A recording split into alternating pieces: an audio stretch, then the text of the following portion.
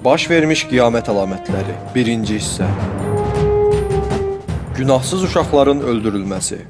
Muhammed ümmətindən günahsız bir uşaq öldürüldükdə, göydən bir mələk, haqq onda, Həzrəti Mehdi əleyhissalamda və onun yanındakilardadır deyə səslənər. Hədisdə keçən mələyin səslənməsi ifadəsi məcazi mənadadır. Mələklərin gözə görünməsi imtahanın sirrinə zidd olduğu üçün, burada bütün dünyanın bu əlamətin reallaşdığına şahid olması, hər kəsin yaşanan zülmlərdən xəbərdar olması və bu zülmə yalnız Həzrəti Mehdi əleyhissalamın son verəcəyini bilməsi nəzərdə tutulur. Əfqanistanda uşaq qətliamı.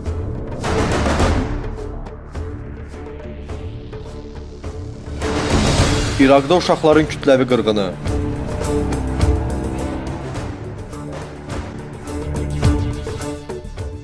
Suriyada uşaqlar qətl edilir. Məhəllələr arası vuruşmalar. Mənim gördüyüm həlak yerlərini siz də görürsünüzmü?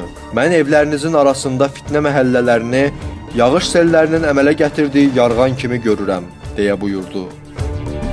İraq küçələrində qarşıdurma, 66 ölü. Misir küçələrində qarşıdurmalar. Misirdə küçələr döyüş meydanına çevrildi. 26 ölü. Livanda məhəllə savaşı. Haramların halal sayılması. Həzrəti Mehdi əleyhissalam bütün haramların halal sayıldığı böyük fitnədən sonra çıxacaq. Narkotik vasitələr əleyhinə cinayətlərin artması ürküdücüdür. Fahişəlik yayılır. Dünya rüşvətə təslim. Virtual qumarda partlayış. Cinayət hadisələrinin artması ürküdücüdür. Yoluxucu xəstəliklər. Ey Malik oğlu Af, qiyamətdən əvvəlki 6 əlaməti sayımmı? Dedim ki, onlar hansılardır ya Rəsulullah? O da belə buyurdu.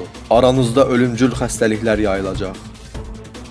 SARS mövsümü gəldi. Quş qripi epidemiyası. Dünyada epidemiya həyəcanı.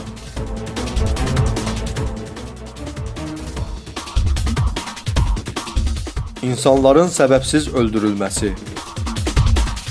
Əbu Hüreyrə rədiyallahu anh nəql edir. Rasulullah aleyhissalatu vesselam buyurdu ki, insanlar elə günlər görəcək ki, qatil nə üçün öldürdüyünü, mərhum da niyə öldürüldüyünü bilməyəcək.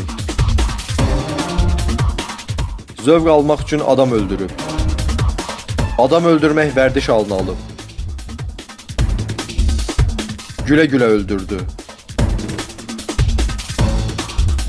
Zövq almaq üçün öldürdük.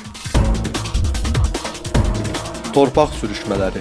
Qiyamət əlamətlərinin birincisi torpaq sürüşmələridir. Dünyanın nəhəng dəlikləri.